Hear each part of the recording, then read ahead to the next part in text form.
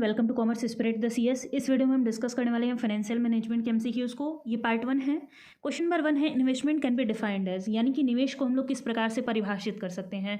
तो इन्वेस्टमेंट का मतलब क्या होता है कि आपके पास जो पैसे हैं, आपके पास जो कैपिटल है, उसको यूज़ करना रिटर्न पाने के लिए, यानी कि वहाँ से लाभ अर्जित करने के उद्देश्य से जब हम लोग एसेट्स को अप्लाई करते हैं तो उसे हम लोग इन्वेस्टमेंट कहते हैं।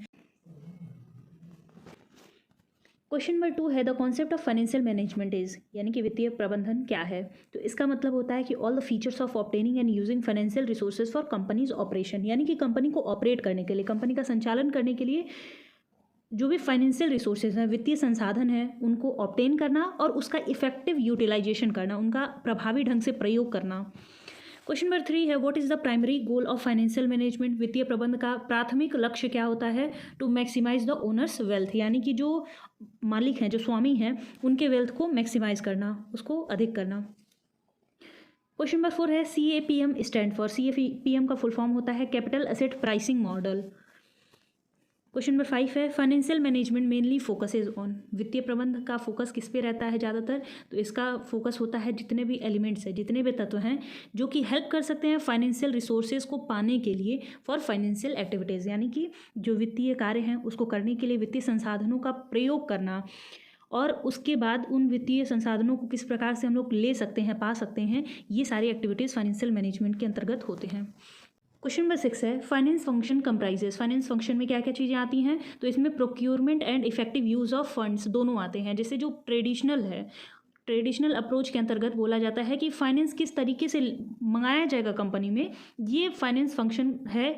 लेकिन जो मॉडर्न है उसके अंतर्गत है प्रोक्योरमेंट प्लस इफेक्टिव यूटिलाइजेशन। आपके पास पैसा आया, उसका किस तरीके से आप प्रयोग करते हैं, किस तरीके से वहाँ से प्रॉफिट अर्न करते हैं, ये फाइनेंस फंक्शन के मॉडर्न थ्योरी के अंतर्गत आता है।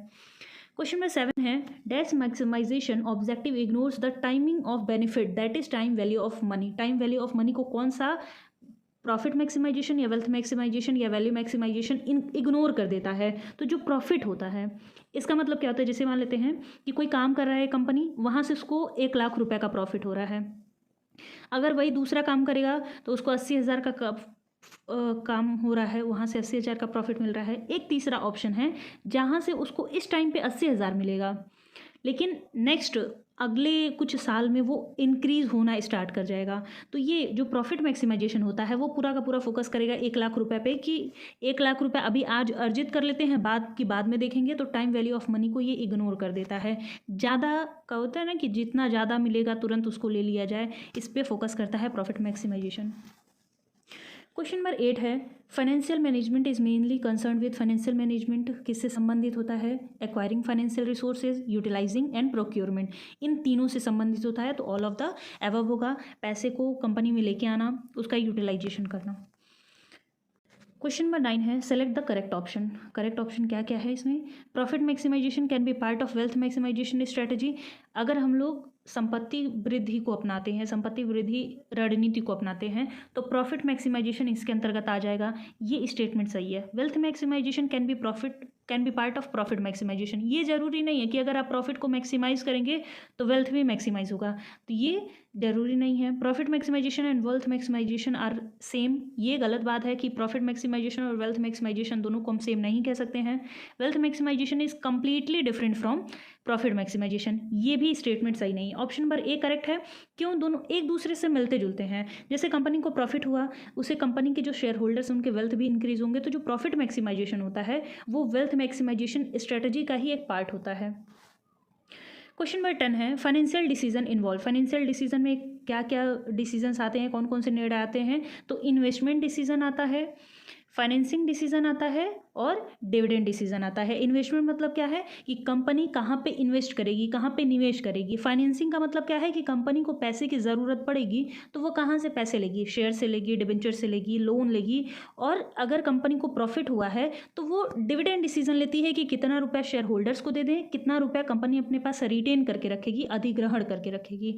आई होप आपको समझ में आ गया हो। क्वेश्चन ऐसे पूछ सकता है कि फाइनेंशियल डिसीजन में कितने तरीके के डिसीजन लिए जाते हैं। तो 3 तरीके के डिसीजन लिए जाते हैं। पैसे को लेना यानी कि फाइनेंसिंग, उसको किस तरीके से लगाना है इन्वेस्टमेंट, और जो अर्जित करेंगे उसको किस तरीके से बांटना है वो है dividend decision.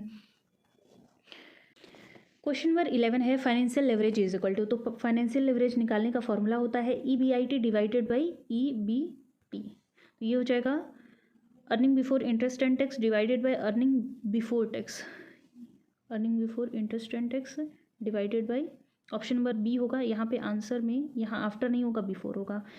Earning before interest and tax, earning before interest and tax कैसे निकाला जाता है, जो भी कंपनी को कंट्रीब्यूशन मिला है, यानी कि sales minus variable cost, contribution आता है, कंट्रीब्यूशन में फिक्स्ड कॉस्ट को जैसे कोई रेंट देना है, ये सारी चीज़ें जब निकाल देते हैं तो आता है आपका EBIT। इसमें इंटरेस्ट इंक्लूडेड है, यानी कि जो भी डिवेंचर पे पैसे देने हैं उसको हम लोग इसके अंदर इंक्लूड करके ही रखेंगे। दूसरे तरीके से कैसे निकाल सकते हैं, EBIT लिखें divided by EBIT minus interest कर दीजिए। अगर क्वेश्चन सॉल्व करने के लिए बोल देता है तो ये बहुत आसान होता है, आसानी से हो जाता है क्वेश्चन सॉल्व करने का। तो ये फॉर्मूला होता है फाइनेंशियल लेवरेज निकालने का। क्वेश्चन नंबर 12 है the prime objective of an enterprise is, किसी भी बिजनेस का मुख्य उद्देश्य या प्राथमिक उद्देश्य क्या होता है, maximisation of owners equity. Question number 13 है financial leverage is intended to, financial leverage किससे रिलेटेड होता है, तो ये होता है increase return on capital employed and net equity, यानी कि जितना भी कैपिटल लगाया गया है, जितनी भी पूंजी लगाई गई है उस पर अधिक से अधिक रिटर्न लेना।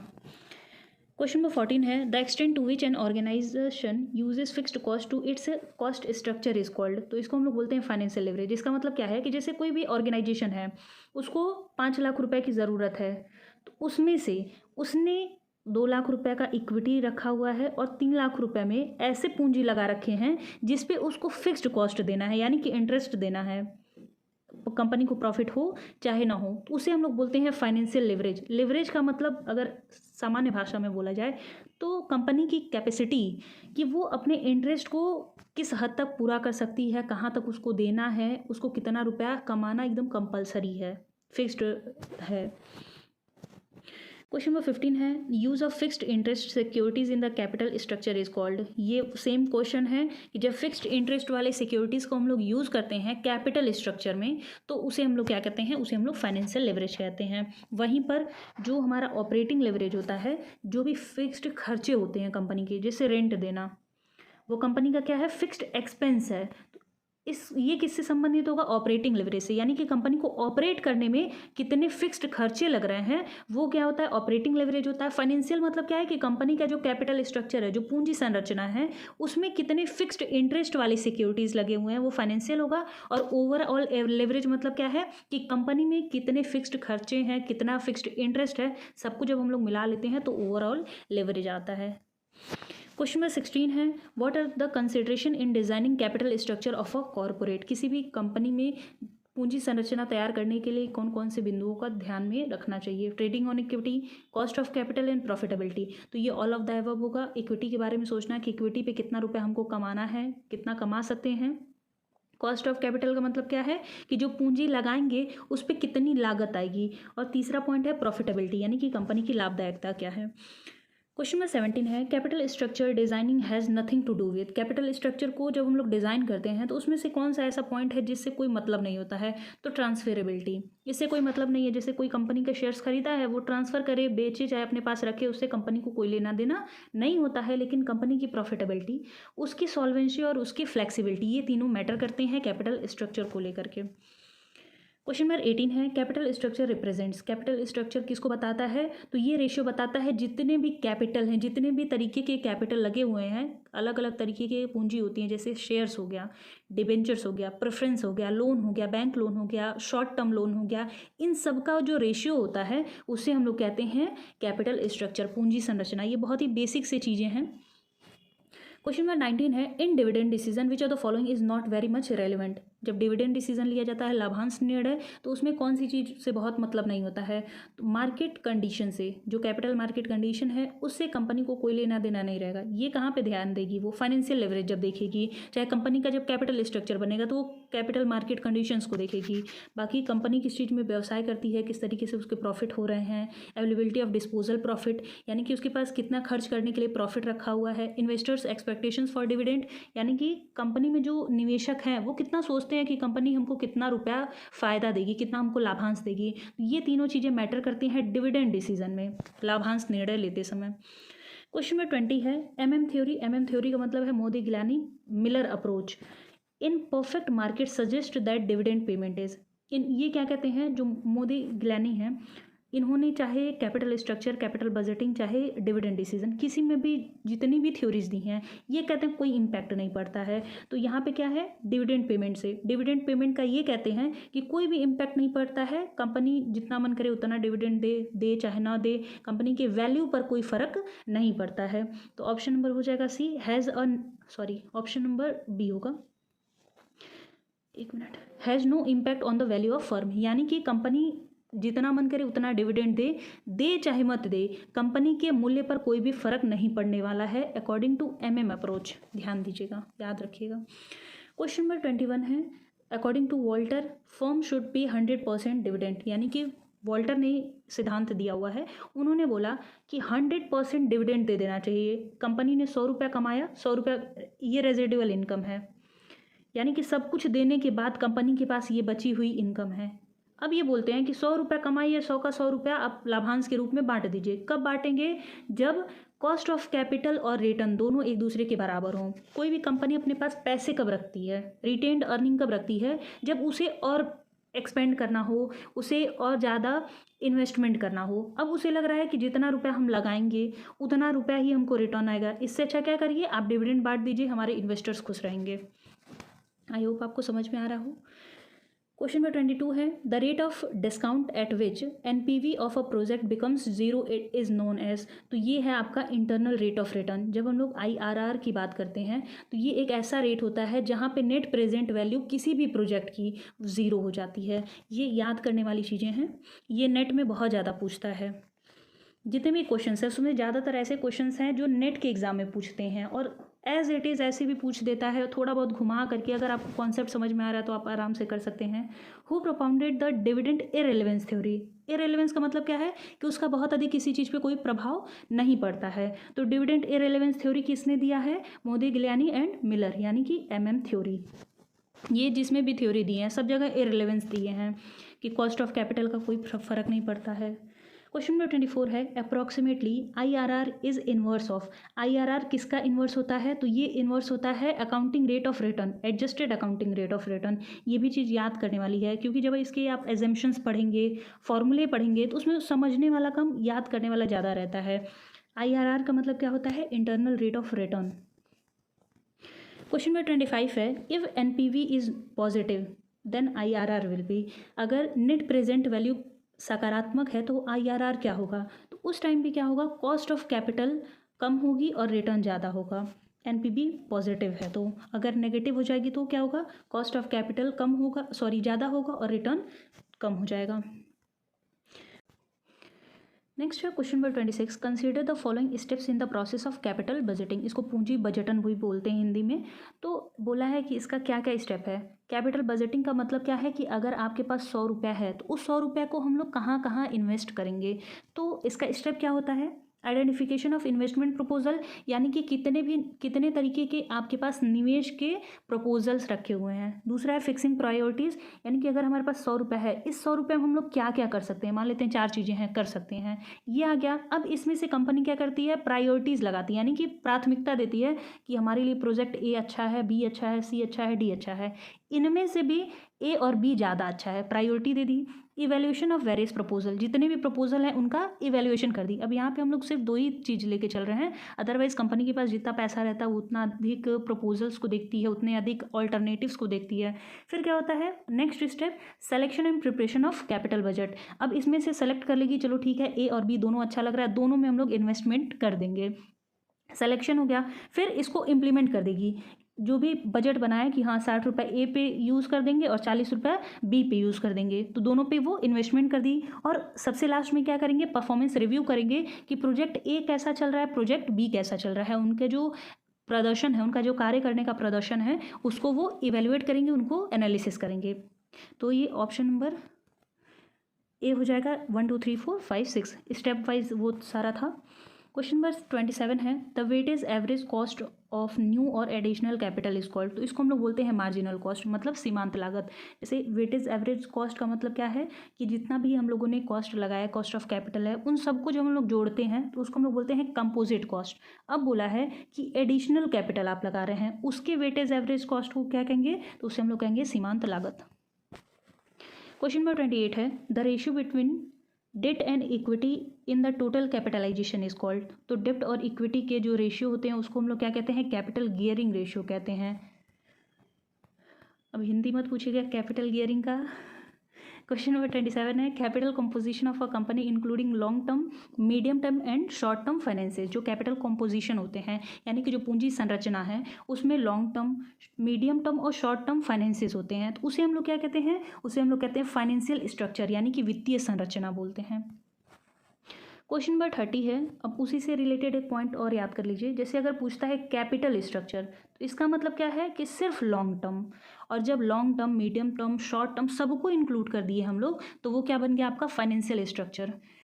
क्वेश्चन नंबर 30 है according to NOI theory, NOI का फुल फॉर्म है net operating income theory, increase in EBIT. अगर ईबीआईटी बढ़ता है तो एनओआई थ्योरी कहती है कि फर्म की वैल्यू भी बढ़ेगी। तो ऑप्शन नंबर ए करेक्ट हो जाएगा, increase the value of a firm. किसी भी फर्म की वैल्यू को बढ़ाना है तो उसके earning before interest and tax को आप बढ़ाइए, उसका इम्पैक्ट पड़ेगा किस पे, वैल्यू ऑफ फर्म पे।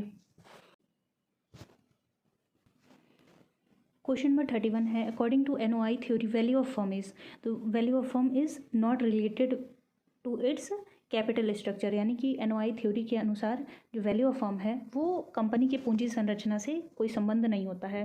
पूंजी संरचना में क्या है कि इक्विटी है और डेट है, तो ये थ्योरी कहती है कि डेप्ट को आप बढ़ाते रहिए, ओवरऑल कॉस्ट ऑफ कैपिटल और value of firm will not change. यानी कि जो कुल पूंजी की लागत है और कंपनी की जो वैल्यू है उनमें कोई फ़र्क नहीं पड़ेगा।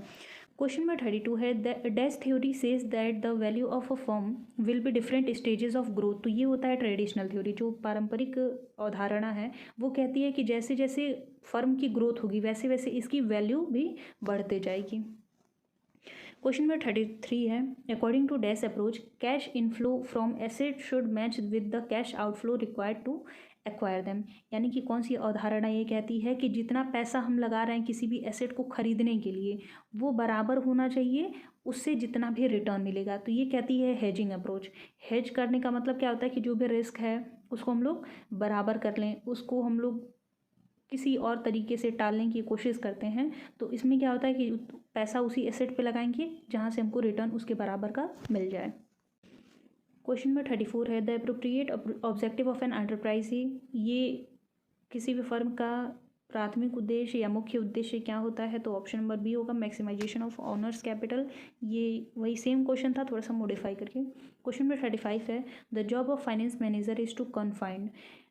फाइनेंस मैनेजर का कार्य क्या होता है, raising of fund, management of cash, raising of fund and their effective utilisation. तो मॉडर्न मैनेजमेंट की बात करें तो raising of fund as well as their effective utilisation दोनों होता है। क्वेश्चन नंबर 36 है the possibility that a company will have lower than anticipated profit is. तो इसे हम लोग कहते हैं बिजनेस रिस्क, यानी कि एक तरीके का ऐसा जोखिम है जहाँ पे कंपनी जितना सोचती है उससे कम प्रॉफिट होने की संभावना होती है। क्वेश्चन नंबर 37 है dash refers to the risk associated with capital structure composition. यानी कि कंपनी की जो पूंजी संरचना है उससे संबंधित जो रिस्क होता है उसे हम लोग क्या कहते हैं, उसे हम लोग कहते हैं फाइनेंशियल रिस्क यानी कि वित्तीय जोखिम। क्वेश्चन नंबर 38 है when contribution is divided by EBIT. अगर सी को ईबीआईटी से डिवाइड कर देंगे तो क्या आएगा, ये आता है ऑपरेटिंग लेवरेज। फाइनेंशियल लेवरेज का फॉर्मूला क्या होता है, ईबीआईटी डिवाइडेड बाई ईबीटी। और ओवरऑल लेवरेज अगर पूछता है तो सी डिवाइडेड बाई ईबीआईटी यानी कि operating leverage multiplied by financial leverage करते हैं। और अगर आप इसको सॉल्व करके देखेंगे तो ये दोनों कट हो जाएंगे, सी अपॉन ईबीटी ये क्या हो जाता है, ओवरऑल लेवरेज। यानी कि कंपनी में कितना जोखिम है, किस हद तक उसे अपने आप को मैनेज करना है, इसका फॉर्मूला होता है C upon EBIT. Question number 39 है according to dash the degree of leverage is irrelevant in determining the value of firm. तो ये किस में होगा? एमएम थ्योरी में। एमएम थ्योरी ये कहती है कि कंपनी को कोई फ़र्क नहीं पड़ता, उसकी वैल्यू में कोई फ़र्क नहीं पड़ता है डिग्री ऑफ लेवरेज कितना भी रहे। डिग्री ऑफ लेवरेज का मतलब क्या है कि कितना कंपनी में जोखिम है, कितना अधिक उसके पास फिक्स्ड इंटरेस्ट देने वाले कैपिटल उसके पास रखे हुए हैं।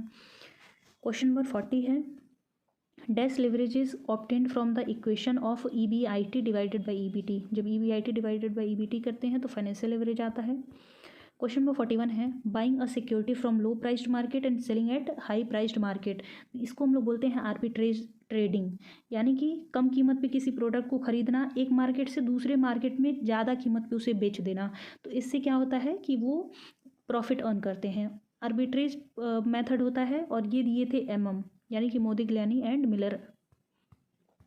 क्वेश्चन नंबर 32 है traditional approach of capital structure was propounded by. तो ये दिए थे कौन?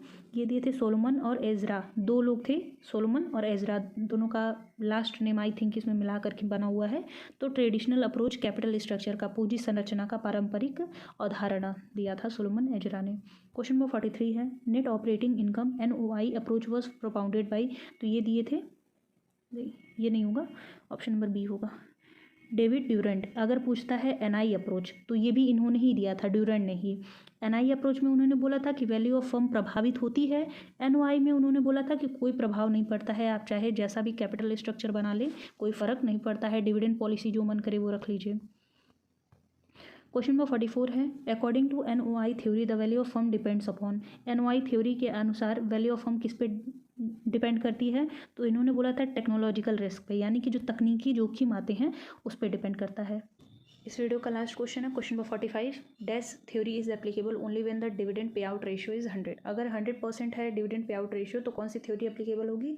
MM थ्योरी एप्लीकेबल होगी, क्योंकि MM थ्योरी क्या कहती है कि आप डिविडेंड अगर 100% दे देंगे तो भी फर्म की वैल्यू पर कोई भी फ़र्क नहीं पड़ेगा, तो इसलिए ये एप्लीकेबल होती है। आई होप आपको सभी क्वेश्चन के आंसर समझ में आ गए हों। अपनी तरीके से जो भी जितने भी थ्योरीज़ हैं, चाहे वो कॉस्ट ऑफ कैपिटल हो जाए, कैपिटल स्ट्रक्चर हो जाए, लिवरेज की थ्योरीज़ हो जाएँ, और एक और चैप्टर होगा आपका कैपिटल बजटिंग का, उसके जो थ्योरीज़ हैं, एजम्पशंस हैं, जो एक्सेप्शंस दिए हुए हैं, और फिर जो डिविडेंड थ्योरी है, तो इसको अगर आप पढ़ लेते हैं तो बहुत सारे क्वेश्चंस आपके आसानी से हो जाएंगे। तो उसको आप पढ़ लीजिए और फिर ये वीडियोज़ जो होते हैं वो रिवीजन के लिए अपने रखा करिए। मिलते हैं नेक्स्ट वीडियो में, तब तक के लिए धन्यवाद।